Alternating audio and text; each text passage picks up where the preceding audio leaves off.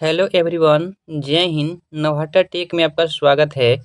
देखिए, आज हम लोग पढ़ने वाले हैं इंडियन ज्योग्राफी यानी भारत की भूगोल। आज का हम लोग चैप्टर है 9, जो कि पढ़ेंगे भारत की परिवहन व्यवस्था यानी इंडियन ट्रांसपोर्टेशन सिस्टम। देखिए, इससे पहले भी हम लोग 1 से 8 तक चैप्टर कंप्लीट कर चुके हैं। अगर आप लोग वीडियो नहीं देखें तो कृपया चैनल के प्लेलिस्ट में जाकर वहां से आप लोग वीडियो को देख सकते हैं। तो चलिए हम लोग पढ़ते हैं आज का चैप्टर नंबर 9 को, भारत की परिवहन व्यवस्था को। देखिए, हम लोग यहाँ से पढ़ते हैं।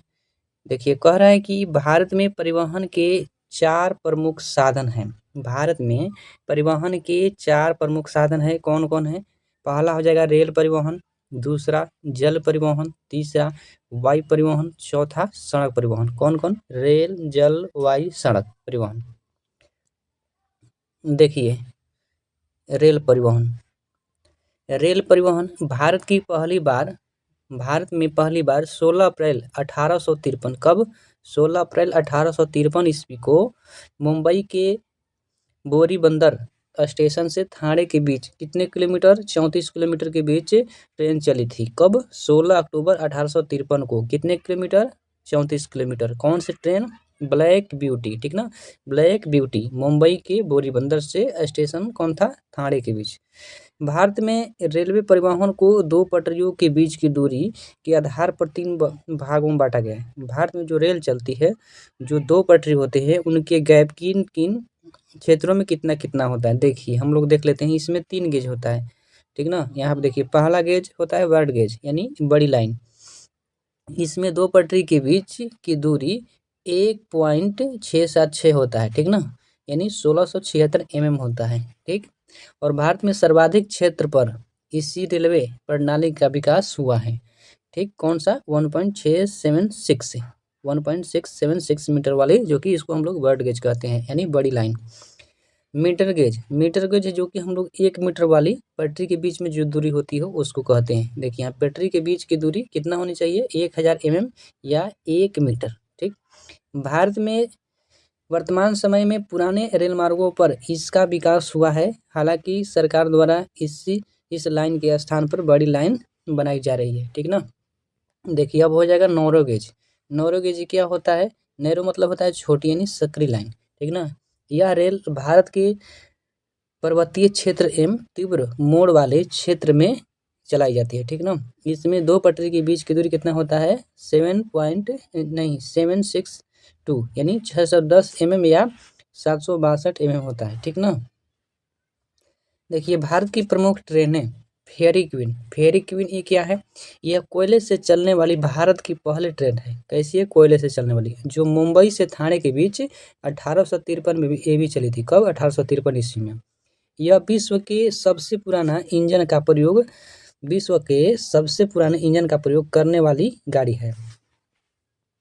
अगला हम लोग का है डेक्कन क्वीन, ठीक ना। यह विद्युत यानी इलेक्ट्रिक से चलने वाली भारत की पहली सवारी ट्रेन है, जो मुंबई से थाने के बीच 1930 ईस्वी में चलाई गई थी। अब हम लोग का हो जाएगा राजधानी एक्सप्रेस। चलिए यहाँ देखते हैं। देखिए, यह बड़े शहरों को दिल्ली से जोड़ती है, जैसे पटना से दिल्ली, भोपाल से दिल्ली, लखनऊ से दिल्ली, इन बड़े-बड़े शहरों से, ठीक ना। यह बड़े शहरों को दिल्ली से जोड़ती है। देश की पहली राजधानी ट्रेन, जो कि 1969 ईस्वी में नई दिल्ली से हावड़ा के बीच चलाई गई थी, ठीक ना। यानी राज्य की राजधानी से देश की राजधानी तक जोड़ती है ट्रेन, जो कि उसको हम लोग क्या बोलते हैं? राजधानी ट्रेन, ठीक ना। देखिए, शताब्दी एक्सप्रेस से क्या है? यह कम दूरी वाले बड़े शहरों को अन्य बड़े शहरों से जोड़ती है। कम दूरी वाले बड़े शहरों को बड़े शहरों से जोड़ती है, ठीक ना। इसकी शुरुआत 1988 ईस्वी में किया गया था। कब? 1988 ईस्वी में शताब्दी एक्सप्रेस, ठीक ना। ये पंडित जवाहरलाल नेहरू के जन्मदिन पर की गई थी। दुरंतो। देखिए, दुरंतो तीसरे नंबर की ट्रेन होती है, ठीक ना। यह अधिक दूरी के बड़े शहरों को अन्य बड़े शहर से जोड़ती है। इसकी शुरुआत कब हुआ था? दुरंतो कब हुआ था? 2009।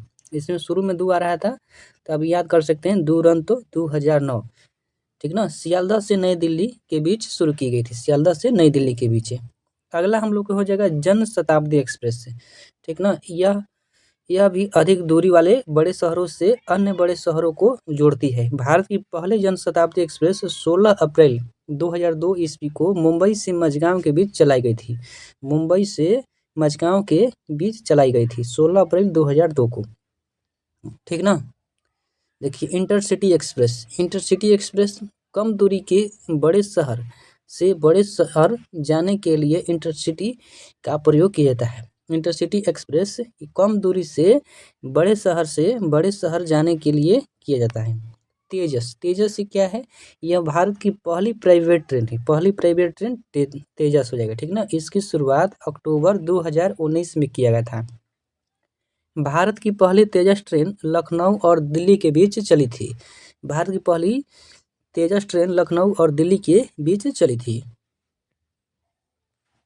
अगला देखिए विवेक एक्सप्रेस।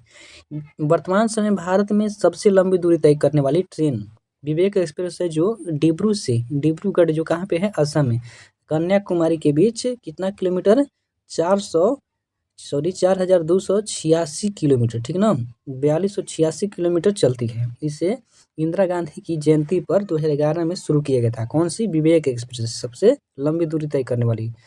और कन्याकुमारी कहाँ है, तमिलनाडु में। गरीब रथ, देखिए यह कम पैसे में फुल एसी कोच है।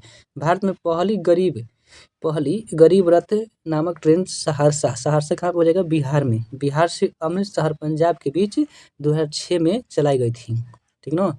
कब, 2006 में। सहरसा बिहार से अमृतसर पंजाब के बीच 2006 में चलाई गई थी। किसने चालू किया था, ये लालू के दिन है, ठीक ना, Lalu Yadav. Double decker train, देखिए डबल डेकर ट्रेन भारत की पहली डबल डेकर ट्रेन हावड़ा से धनबाद के बीच चली गई थी। कब, 1 अक्टूबर 2011 को चलाई गई थी डबल डेकर ट्रेन, ठीक ना। मेट्रो ट्रेन देखिए देश की पहली मेट्रो ट्रेन 1984 ईस्वी में कलकत्ता में दमदम से टॉलीगंज के बीच शुरू हुआ था। कब, 1984 में कलकत्ता में दमदम से टॉलीगंज के बीच शुरू किया गया था। कब, 1984 में। दूसरी मेट्रो ट्रेन या रेल 2002 ईस्वी में 30 हजारी से शहादरा के बीच शुरू किया गया था, दिल्ली में, ठीक ना, 30 हजारी से शहादरा के बीच। अगला हम लोग का क्वेश्चन है मोनोरेल। देखिए मोनोरेल क्या होता है, यह एकल रेल प्रणाली है जो मुख्यतः हवाई अड्डे की स्थानांतरण और माध्यम यानी कम क्षमता वाले महानगरों के बीच चलती है, ठीक ना। भारत में पहली मोनोरेल 1 फरवरी 2014 ईस्वी को मुंबई से चलाई गई थी। भारत में पहली बार मोनोरेल की शुरुआत 1 फरवरी 2014 को मुंबई में चलाई गई थी, ठीक ना। यह विश्व की दूसरी सर्वाधिक क्या है, दूरी तय करने वाली मोनोरेल परियोजना है, जबकि विश्व में प्रथम जापान की ओसाका में मोनोरेल कॉरिडोर है। विश्व का प्रथम मोनोरेल कॉरिडोर कहाँ पे है, तो जापान के ओसाका में है, ठीक ना। अब देखिए बुलेट ट्रेन। भारत की पहली बुलेट ट्रेन मुंबई से अहमदाबाद के बीच चलाई जाएगी। इस कॉरिडोर की कुल लंबाई कितना हो जाएगा, 508 किलोमीटर। यह परियोजना 2016 ईस्वी में शुरू की गई थी, जो जापान द्वारा समर्थित है, जिसे 2026 ईस्वी तक पूरा करने का लक्ष्य है, ठीक ना। यह परियोजना डायमंड चतुर्भुज नेटवर्क परियोजना पर कार्य कर रही है। वर्ष 2015 में गुजरात में गांधी धाम टूना टेकरा रेल लाइन PPP यानी पब्लिक प्राइवेट पार्टनरशिप मॉडल पर आधारित भारत का पहला रेल ट्रैक है।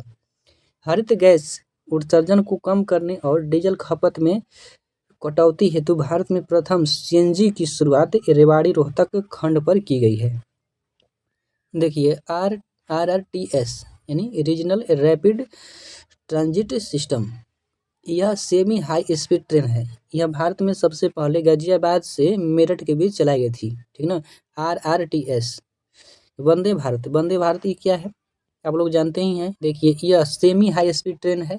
इस ट्रेन की शुरुआत प्रधानमंत्री हमारे जो वर्तमान में है मोदी जी ने शुरू किया था 2019 में, ठीक ना। इसी के तर्ज पर एक नई रेलगाड़ी अमृत भारत एक्सप्रेस का परिचालन शुरू किया गया है, जिसे द्वितीय श्रेणी एवं स्लीपर श्रेणी सहित 22 कोच का प्रावधान किया गया है, ठीक ना।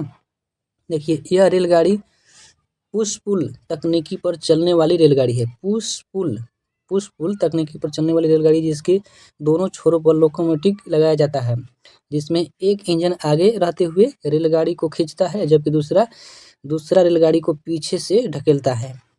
ठीक ना। अब हम लोग बात करते हैं लग्जरी ट्रेन को। देखिए महाराजा ट्रेन के रूप में जाना जाता है इसको, लग्जरी ट्रेन को। महाराजा एक्सप्रेस की शुरुआत 2010 ईस्वी में की गई थी। यह भारत की सबसे आलीशान ट्रेनों में से एक है। इस ट्रेन में 5 स्टार यानी 5 स्टार होटल जैसी व्यवस्था होती है। यह ट्रेन भारत की संस्कृति और विरासत से अवगत कराती है जो दिल्ली, आगरा, रणथंभौर, जयपुर, खजुराहो, लखनऊ, फतेहपुर, ग्वालियर, वाराणसी एवं पुनः दिल्ली वापस जाती है। ठीक ना। अगला हम लोग का है पैलेस ऑन व्हील। देखिए इस ट्रेन की शुरुआत 26 जनवरी 1982 ईस्वी में किया गया था। पैलेस ऑन व्हील्स की गई थी जो दिल्ली से चलकर यात्रियों को राजस्थान के अलग अलग जिले और महलों वाले स्थानों की सैर कराती है। Palace on wheel. देखिए कोंकण रेलवे क्या है? यह रेलवे भारत के पश्चिमी समुद्र तट के बीच बिछाई गई रेलमार्ग है जिसकी कुल लंबाई 760। कोंकण रेलवे की लंबाई कितना हो जाएगा? 760। इस रेलवे के जनक अर्जुन बलवंत बालवरकर थे। ठीक ना। यह रेलवे रोहा यानी महाराष्ट्र से मंगलोर तक फैला हुआ है। इसकी सर्वाधिक लंबाई महाराष्ट्र में है। इस रेलवे का मुख्यालय बेलापुर महाराष्ट्र में स्थित है। अब हम लोग पढ़ते हैं यूनेस्को सूची में शामिल भारतीय रेलवे। यूनेस्को की सूची में कौन कौन भारतीय रेलवे हैं? देखिए यूनेस्को द्वारा भारत में कुल 4 रेलवे मार्गों को विश्व विरासत सूची में शामिल किया गया। पहला तो हो जाएगा कौन सा? दार्जिलिंग हिमालय रेलवे। ठीक ना। दार्जिलिंग हिमालय रेलवे। यह रेल न्यू जलपाईगुड़ी से दार्जिलिंग तक जाती है। न्यू जलपाईगुड़ी से कहाँ तक? न्यू जलपाईगुड़ी से दार्जिलिंग तक चलती है। ये टॉय ट्रेन के नाम से जानता है। टॉय ट्रेन यानी खिलौने वाली ट्रेन। ठीक ना। टॉय ट्रेन के नाम से भी जाना जाता है। दूसरा हो जाएगा छत्रपति शिवाजी टर्मिनल। ये भी क्या है? यूनेस्को की विश्व विरासत में शामिल है। यह पहले विक्टोरिया एवं बोरीबंदर स्टेशन के नाम से भी जाना जाता था। तीसरा हो जाएगा नीलगिरी माउंट रेलवे। इसे ब्लू माउंट रेलवे के नाम से जाना जाता है। ठीक ना। चौथा हो जाएगा कालका शिमला रेलवे। ठीक है। इसे भी टॉय ट्रेन के उपनाम से जाना जाता है। टॉय ट्रेन के उपनाम से भी जाना जाता है। अगला हम लोग देखते हैं यहाँ पे। देखिए यूनेस्को में सम्मिलित दार्जिलिंग हिमालय रेलवे कब? 1999 में। दार्जिलिंग हिमालय रेलवे 1999 में। छत्रपति शिवाजी टर्मिनल 2004 में। कब? छत्रपति शिवाजी 2004 में। Nilgiri mount railway 2005। कालका शिमला 2008। याद कीजिएगा। दार्जिलिंग हिमालय रेलवे 1999, छत्रपति शिवाजी टर्मिनल 2004, नीलगिरी 2005, कालका शिमला 2008।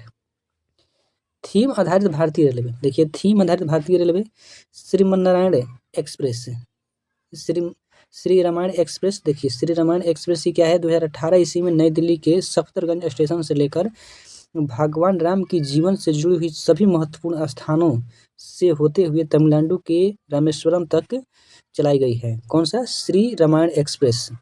राम सेतु एक्सप्रेस।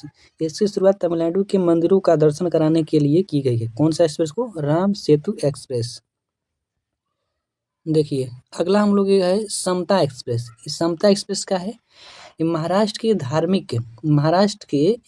में धार्मिक स्थान और बौद्ध महत्व वाले स्थानों के दर्शन कराने के लिए इसकी शुरुआत की गई है। चौथा हो जाएगा Gyanodaya express, college on wheel. ठीक ना। यह ट्रेन जम्मू कश्मीर के कटरा रेलवे स्टेशन से प्रारंभ की गई है जिसमें यहाँ की छात्राएं देश के विभिन्न राज्यों के प्रतिष्ठित विश्वविद्यालय का भ्रमण करेंगी। ठीक ना।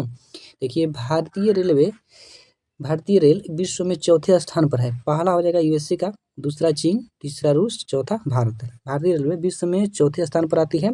पहला यूएसए, दूसरा चीन, तीसरा रूस और चौथा भारत। पहला यूएसए, दूसरा चीन, तीसरा रूस, चौथा भारत। याद रखिएगा। देखिए रेलवे को सबसे अधिक मुनाफा मालगाड़ी से होती है। किससे होती है? मालगाड़ी से होती है जो कोयला, सीमेंट, उर्वरक, खाद्यान्नों का ढुलाई करती है। ठीक ना। ले जाने और ले आने में करती है। रेलवे को लाभ गुड्स क्यू पैसेंजर्स। देखिए रेलवे को लाभ बराबर गुड्स क्वेश्चन कैब बड़ा स्थान, उसके बाद पैसेंजर। सबसे अधिक लाभ किससे होता है? तो मालगाड़ी से होता है, उसके बाद पैसेंजर से होता है, ठीक ना। सबसे अधिक वस्तु ले जाता है रेलवे की मालगाड़ी से, उसके बाद पैसेंजर से। दूसरे नंबर पर ये आता है, जो कि ये पहले नंबर पर आता है। देखिए, भारतीय रेलवे विश्व का सबसे बड़ा नियोक्ता है। भारत में रेलवे मार्गों की सबसे अधिक लंबाई कहाँ पे है? उत्तर प्रदेश में। वर्तमान समय में भारत में रेल परिवहन को संचालित करने के लिए पूरे भारत को 19 रेलवे जोन यानी 19 रेलवे जोन एवं 73 डिवीजन में बांटा गया है, ठीक ना। देखिए, यहाँ पे भारत एवं पड़ोसी देश के बीच चलने वाली रेल समझौता एक्सप्रेस, ये कहाँ चलती है? पाकिस्तान में। कब प्रारंभ हुआ? 1976 में, 1976 में। थार एक्सप्रेस पाकिस्तान में चलती है, ठीक ना। 2006 में शुरुआत किया गया था। मैत्री एक्सप्रेस बांग्लादेश में चलाई जाती है 2008 से। बंधन एक्सप्रेस बांग्लादेश में चलती है 2019 से, ठीक ना। मिताली एक्सप्रेस ये भी बांग्लादेश से चलती है 2022 से, ठीक है। समझौता पाकिस्तान, थार पाकिस्तान, मैत्री बांग्लादेश, बंधन बांग्लादेश, मिताली बांग्लादेश, ठीक। अब यहाँ पे हम लोग देखते हैं जल परिवहन, ठीक ना। देखिए, यह परिवहन का सबसे सस्ता साधन है। भारत का 95% विदेशी व्यवहार किससे होता है? तो जल परिवहन के द्वारा होता है, ठीक। भारत में 13 बड़े और 200 से अधिक छोटे बंदरगाह हैं। कितने? 13 बड़े और 200 से अधिक छोटे बंदरगाह हैं। जल परिवहन को 2 भागों में विभक्त किया गया है। पहला हो जाएगा आंतरिक जल परिवहन, दूसरा महासागरीय जल परिवहन, ठीक ना। देखिए, आंतरिक जल परिवहन, ठीक ना। आंतरिक जल परिवहन या आंतरिक जलमार्ग के द्वारा देश की कुल यातायात का कितना परसेंट? 1% से भी कम परिवहन की जाती है, ठीक। आगे देखते हैं। देखिए, भारत में आंतरिक जलमार्ग या राष्ट्रीय जलमार्ग के विकास एवं रखरखाव के लिए अक्टूबर 1986 ईस्वी में भारतीय रेल जलमार्ग प्राधिकरण की स्थापना की गई। इसकी मुख्यालय कोलकाता में। कहाँ पर हो जाएगा? कोलकाता में। देखिए, यहाँ पर दिया है रो फेरी। रो फेरी क्या है? इस परिवहन में एक ऐसी कार्गो शिप यानी फेरी होती है जिसमें पैसेंजर के साथ साथ बाइक, कार, ट्रक आदि गाड़ियों को एक जगह से दूसरी जगह पहुंचाया जाता है, ठीक ना। भारत का पहला रो फेरी सेवा 2017 ईस्वी में भावनगर के घोंघा से दहेज के बीच शुरू किया गया था, ठीक ना। ये है रो फेरी। अब हो जाएगा हम लोग का एमवी एम्प्रेस। ये क्या है? भारत का पहला अंतर्राष्ट्रीय क्रूज पोत है, जो क्या है? तो जिसे चेन्नई बंदरगाह से शुरू की गई थी। कहाँ से? चेन्नई बंदरगाह से शुरू किए गए हैं। इसकी मुख्य उद्देश्य क्या है? तो पर्यटन को बढ़ावा देना। एमवी एम्प्रेस, ठीक है। रिवर क्रूज सेवा गंगा विलास। ये क्या है? देखिए, भारत की सबसे बड़ी रिवर क्रूज सेवा है जो वाराणसी से डिब्रूगढ़ तक प्रारंभ की गई है, ठीक ना। यह रिवर क्रूज नदी के माध्यम से लगभग कितना? 4000 किलोमीटर दूरी तय करेगी। इसका मुख्य उद्देश्य पर्यटन को बढ़ाने के साथ साथ व्यापार हेतु नया रास्ता बनाना है, ठीक है। अगला हम लोग का यहाँ पे दिया गया है प्रमुख राष्ट्रीय जलमार्ग। चलिए देख लेते हैं। दिया गया कि NW1 यानी नेशनल वाटर हाईवे 1। देखिए, इस जलमार्ग की लंबाई 1620 किलोमीटर है, ठीक ना। यह गंगा नदी पर इलाहाबाद से पश्चिम बंगाल के हल्दिया तक विस्तृत है, ठीक ना। इस जलमार्ग की लंबाई कितना हो जाएगा? 891। इस जलमार्ग की लंबाई कितना हो जाएगा? 1620 किलोमीटर। कितना? 1620 किलोमीटर। यह गंगा नदी पर इलाहाबाद से पश्चिम बंगाल के हल्दिया तक विस्तृत है। इस जलमार्ग की लंबाई कितना? 891। ये कौन सा हो जाएगा? तो ये देखिए हो जाएगा 2 नंबर का हो जाएगा। दूसरा क्या हो जाएगा? 891 नेशनल वाटर हाईवे 2 की। यह ब्रह्मपुत्र नदी पर सदिया से धुबरी तक विस्तृत है। तीसरा हो जाएगा NW3। ये इस जलमार्ग की लंबाई 205 किलोमीटर। यह कोट्टापुरम से कोल्लम तक जाती है, ठीक ना। यह केरल के तटीय जलमार्ग है, ठीक है। और 10वीं पंचवर्षीय योजना के अंतर्गत चौथा जलमार्ग काकीनाडा से पांडुचेरी के बीच स्थापित किया गया था, ठीक ना। नेशनल वाटर हाईवे 4 को। इस जलमार्ग की लंबाई कितना हो जाएगा? तो 2890 किलोमीटर। यह जलमार्ग गोदावरी एवं कृष्णा नदी के बीच फैला है। नेक्स्ट देखते हैं। देखिए, अगला NW5 नेशनल वाटर हाईवे 5। ये जलमार्ग तलचर से धामरा तक विस्तृत है। इस जलमार्ग की लंबाई कितना? 623 किलोमीटर। यह ब्राह्मणी नदी पर स्थित हो जाएगा। यह भागा से लखीमपुर तक विस्तृत है, ठीक ना। छठवां, और इसकी लंबाई हो जाएगा 121 किलोमीटर। भागा से लखीमपुर तक 121 किलोमीटर, ठीक ना। और यह बराक नदी पर, जो कि कि कौन सा NW1 नेशनल वाटर हाईवे 16 से ये हो जाएगा कितना 121 किलोमीटर। चलिए अगला हम बोलते हैं महासागरीय जल परिवहन। देखिए अर्थव्यवस्था की दृष्टि से यह परिवहन देश के अन्य परिवहन साधनों की तुलना में विशेष महत्व है। इन मार्गों का उपयोग देश की मुख्य भूमि तथा द्वीपों के बीच परिवहन के लिए भी उपयोगी होता है, ठीक ना। देखिए अगला इसमें दिया गया कि सागरमाला परियोजना इस परियोजना का प्रारंभ 2004 ईस्वी में तत्कालीन प्रधानमंत्री अटल बिहारी वाजपेयी द्वारा किया गया था, जिसे 2015 में मंजूरी मिली थी। यह परियोजना बंदरगाह के विकास से संबंधित है, जिनके अंतर्गत बंदरगाह के आधुनिकीकरण, तटवर्ती क्षेत्रों का आर्थिक विकास तथा रेल मार्ग, सड़क मार्ग, जल मार्ग का भी विकास किया जाएगा, ठीक ना। इस परियोजना का मुख्य उद्देश्य क्या है? देखिए इस परियोजना का मुख्य उद्देश्य हो जाएगा आयात निर्यात एवं घरेलू व्यापार में आने वाले परिवहन शुल्क को कम करना। समुद्र देखिए सेतु समुद्रम परियोजना ये क्या है? तो इसके अंतर्गत भारत और श्रीलंका के बीच स्थित मन्नार की खाड़ी एवं पाक की खाड़ी तथा अरब सागर एवं बंगाल की खाड़ी के बीच सीधे आवागमन हेतु समुद्री जल मार्ग का विकास करना है। इसकी लंबाई 167 किलोमीटर है। कितना है? 167 किलोमीटर। इस मार्ग के शुरू होने से समुद्र यात्रा में लगभग 36 घंटे समय या 400 समुद्री मील यात्रा की बचत होगी, क्योंकि अभी तक समुद्री जहाज़ों को अरब सागर एवं बंगाल की खाड़ी के बीच आवागमन के लिए पूरे श्रीलंका का चक्कर लगाना पड़ता है। देखिए भारत और श्रीलंका के बीच समुद्री मार्ग वाली इस परियोजना के प्रस्ताव सन 1890 ईस्वी में भारत में कार्यरत ब्रिटिश कमांडर हेनरी टेलर ने रखा था, जिसके तहत स्वेज नहर प्राधिकरण इस समुद्री मार्ग का निर्माण, संचालन और देखरेख करेगा। देखिए यहाँ पर दिया गया है वायु परिवहन, ठीक ना। वायु परिवहन यह परिवहन का सबसे तेज एवं महंगा साधन है। वायु परिवहन भारत में वायु परिवहन का प्रायोगिक विकास 1911 ईस्वी में किया गया था, इलाहाबाद से नैनी के बीच हुआ था, जो डाक पार्सल यान था।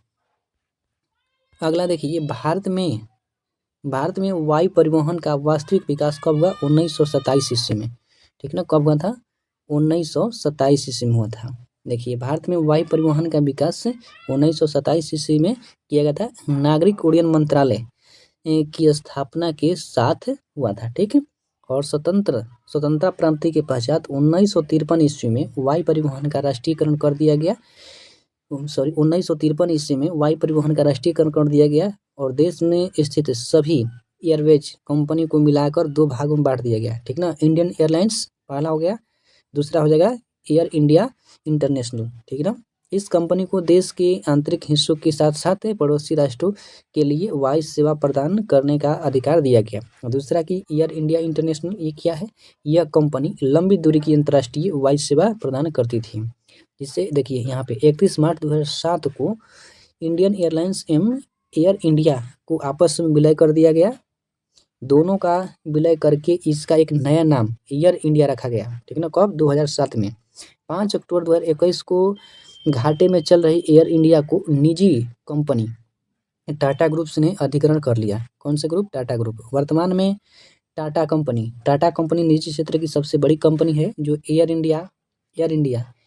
Air India express, air Asia, Vistara ये सब है टाटा के ही। वर्तमान समय में भारत में मुक्त आकाश नीति यानी ओपन स्काई पॉलिसी के अंतर्गत अनुसूचित एवं गैर अनुसूचित कंपनियों के द्वारा वायु सेवा प्रदान की जाती है, ठीक ना। भारत में यह खुले आसमान की नीति यानी ओपन स्काई पॉलिसी 1992 ईस्वी में प्रारंभ किया गया था, ठीक। कब? 1992 में ओपन स्काई पॉलिसी, ठीक ना। भारतीय विमानपत्तन प्राधिकरण का गठन कब किया गया? 1 अप्रैल 1955 को किया गया, याद रखिएगा। देखिए उड़ान योजना ये क्या है? इस योजना की शुरुआत 2016 ईस्वी में की गई थी। इसका मुख्य उद्देश्य क्षेत्रीय उड़ान बाजार को विकसित करने के लिए क्षेत्रीय वायु संपर्क को बेहतर बनाना इसका आदर्श वाक्य है। उड़े देश का आम नागरिक। उड़ान योजना का मुख्य आदर्श वाक्य है उड़े देश का आम नागरिक।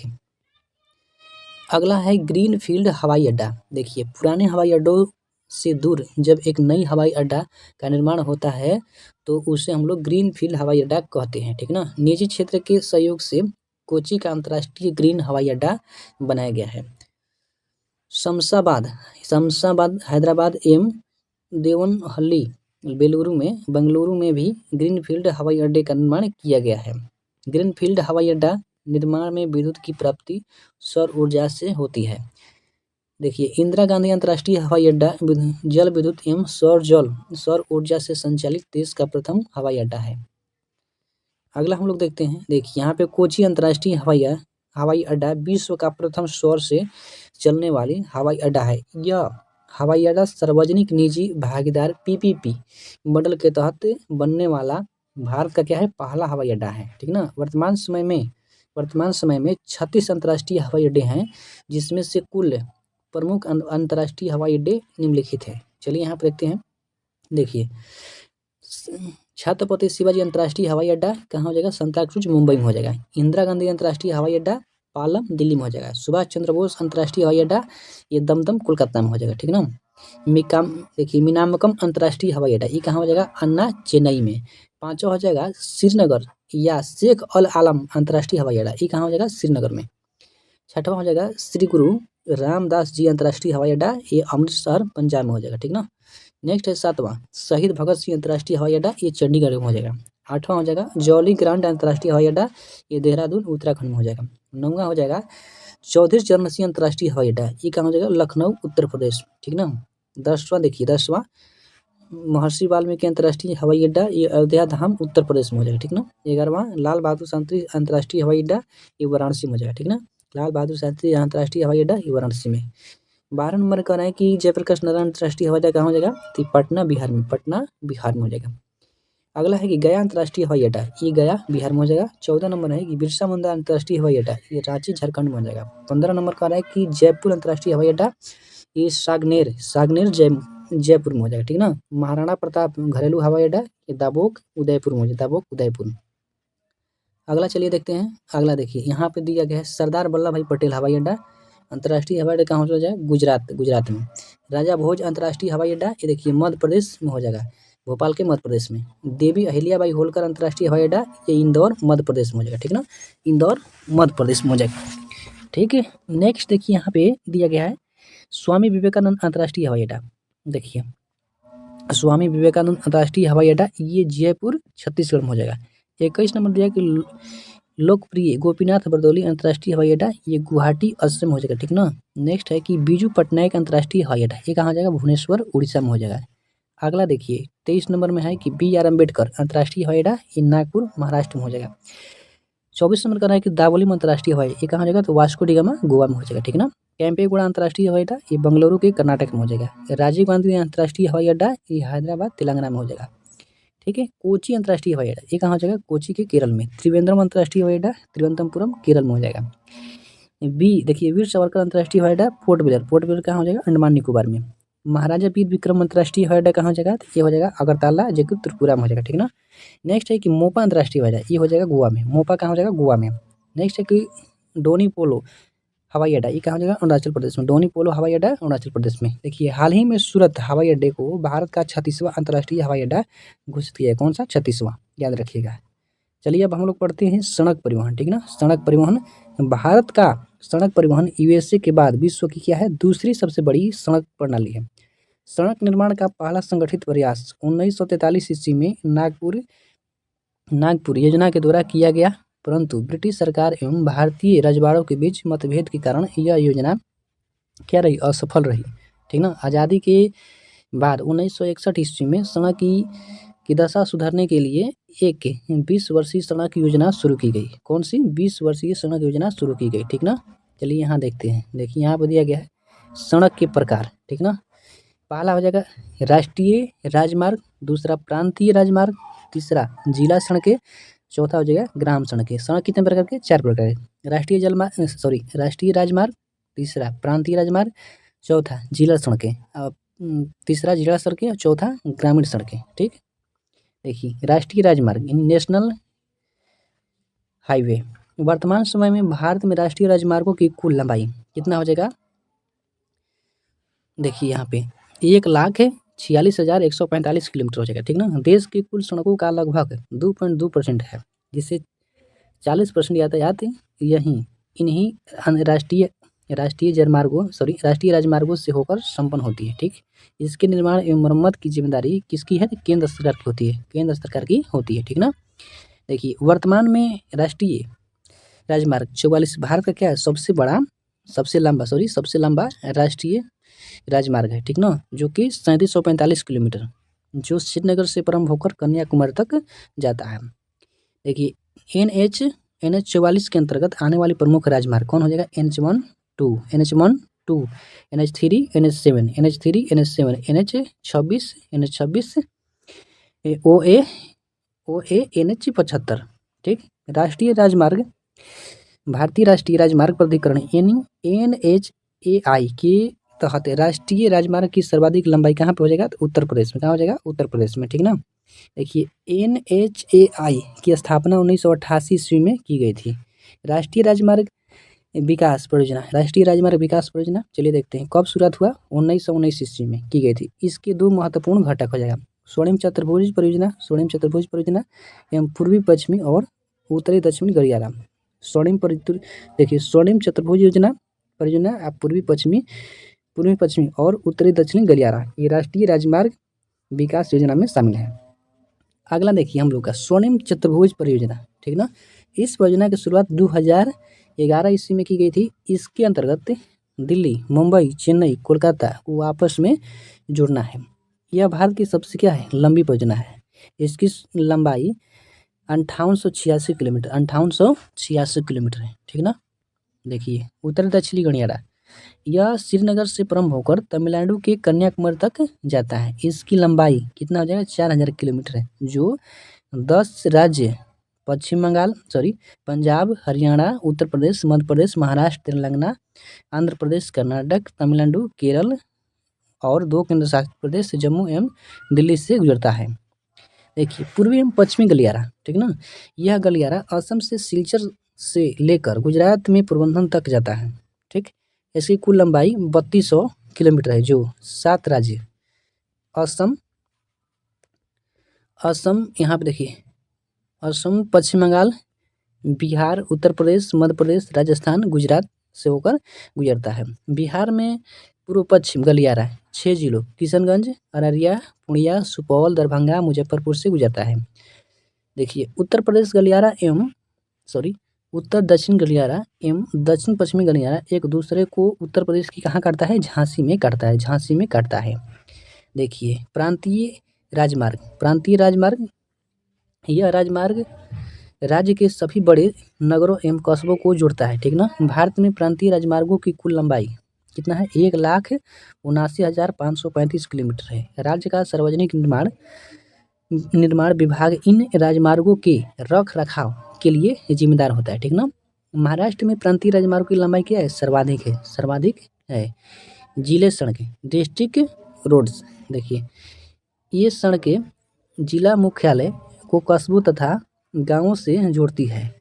ये सड़कें पहले कच्ची थी, लेकिन वर्तमान में इन सड़कों को पक्की सड़कों के रूप में परिवर्तन किया जा रहा है। इन सड़कों को रख रखाव का दायित्व जिला परिषद तथा लोक निर्माण विभाग को दिया गया, लोक निर्माण विभाग के पास होता है। ठीक ना। अब देखते हैं हम लोग ग्रामीण सड़कें। देखिए ग्रामीण सड़कें का रख रखाव ग्राम पंचायत द्वारा किया जाता है। ये सड़कें ग्रामीण क्षेत्रों को आपस में जोड़ती है। ये सड़कें टेढ़ी मेढ़ी तथा कच्ची होती है। प्रधानमंत्री ग्रामीण सड़क योजना के अंतर्गत सड़क परिवहन तंत्र को सुधारने का प्रयास किया जा रहा है। ठीक ना। अब हम लोग देखते हैं सीमा सड़क संगठन यानी BRO, बॉर्डर रोड ऑर्गेनाइजेशन। इसकी स्थापना 1960 ईस्वी में किया गया था। ठीक, इसका मुख्य उद्देश्य क्या है? सीमावर्ती क्षेत्रों में सड़कों के निर्माण को बढ़ावा देना। ठीक ना। इसके द्वारा चलाए गए कुछ प्रमुख कार्य है। देखिए प्रोजेक्ट हरिक ये क्या है? इसके अंतर्गत महाराष्ट्र के नक्सल प्रभावित क्षेत्रों में सड़कों का निर्माण करना। ठीक है। प्रोजेक्ट दंतक है, इसके अंतर्गत भूटान में सड़क अवसंरचना का निर्माण करना। ठीक है। प्रोजेक्ट दंतक है। प्रोजेक्ट बीकन क्या है? तो ये देखिए इसके अंतर्गत नागालैंड, असम, मणिपुर, त्रिपुरा राज्यों के पिछड़े जिलों में सड़क निर्माण कराना। ठीक है। अब हम लोग देखते हैं प्रधानमंत्री ग्राम सड़क योजना। देखिए इस योजना की शुरुआत 2000 ईस्वी में शुरू की गई थी। इसका मुख्य उद्देश्य सभी संपर्क रहित ग्रामीण बस्तियों को हर मौसम में संपर्क सुविधा उपलब्ध कराना। इस योजना के लिए वित्त पोषण डीजल पर लगे उपकरणों के अर्जन से किया जाता है। ठीक, देखिए सेतु भारतम योजना, इस योजना की शुरुआत 2016 ईस्वी में की गई। इसका मुख्य उद्देश्य राष्ट्रीय राजमार्गों पर पुलों का निर्माण और सुरक्षित व सहज यात्रा के लिए है।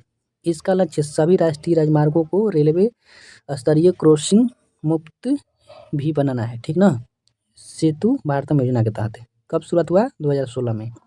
देखिए जनसंचार के साधन, रेडियो, रेडियो दिया गया है, चलिए देख लेते हैं।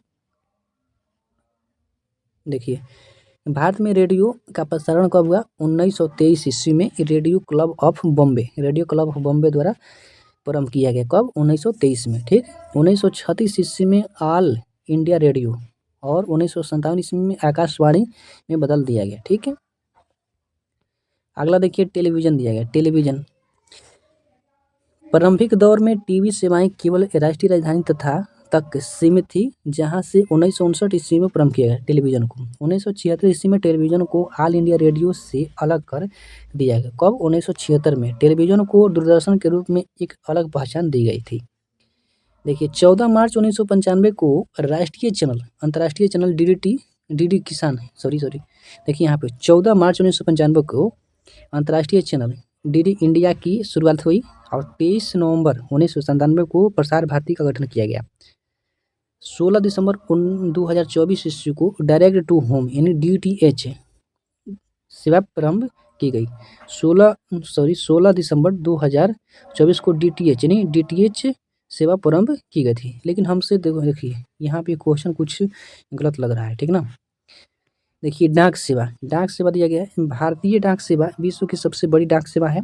आधुनिक भारतीय डाक प्रणाली की शुरुआत 1776 ईस्वी में वारेन हेस्टिंग्स द्वारा किया गया था।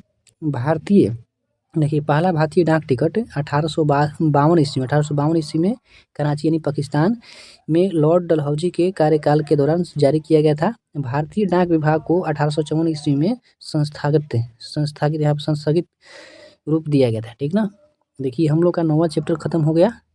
अब देखिए नेक्स्ट वीडियो में हम लोग पढ़ेंगे भारत की प्रमुख बहुउद्देशीय परियोजना। तो चलिए मिलते हैं नेक्स्ट वीडियो में, तब तक इतना ही, जय हिंद।